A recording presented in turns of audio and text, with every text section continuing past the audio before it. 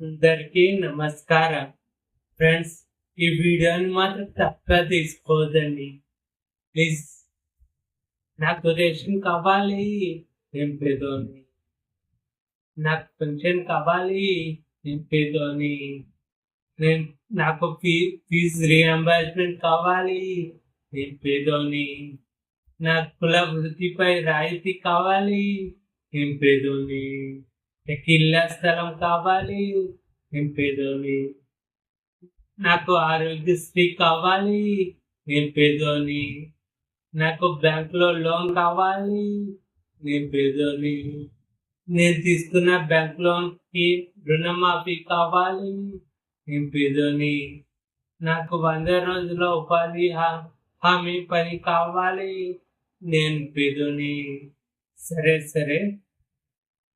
నీకు అన్నీ ఇస్తాం, కానీ మీ పిల్లల్ని ప్రభుత్వ పాఠశాలలో చేరుస్తావా? సార్, నేనేమన్నా మా పిల్లల్ని ప్రభుత్వ పాఠశాలలో చేరడానికి పేదోని అనుకున్నారా, పిచ్చోని అనుకున్నారా?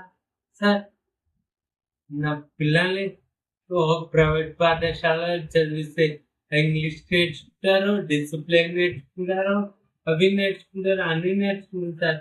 ఇంకా సాఫ్ట్వేర్ ఇంజనీర్స్ అవుతారు. మా ప్రభుత్వ పాఠశాలలో కూడా అన్నీ ఉన్నాయి కదా.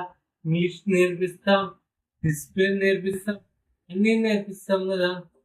ఎందుకు జాయిన్ చెప్పారు? సార్, ఈ ప్రభుత్వ పాఠశాల ప్రభుత్వ టీచర్లే సరిగ్గా లేకుంటే ఎన్నైనా వేస్ట్ సార్.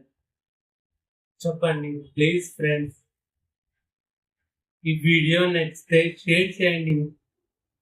మనం ప్రభుత్వ పాఠశాలలో వారి దారిని మారుస్తాం. వారి జీతాలు తగ్గట్టు పని పెట్టండి సార్. వాళ్ళు ట్రీట్ చేయండి ప్రతి టీచర్ని. ఓకేనా ఫ్రెండ్?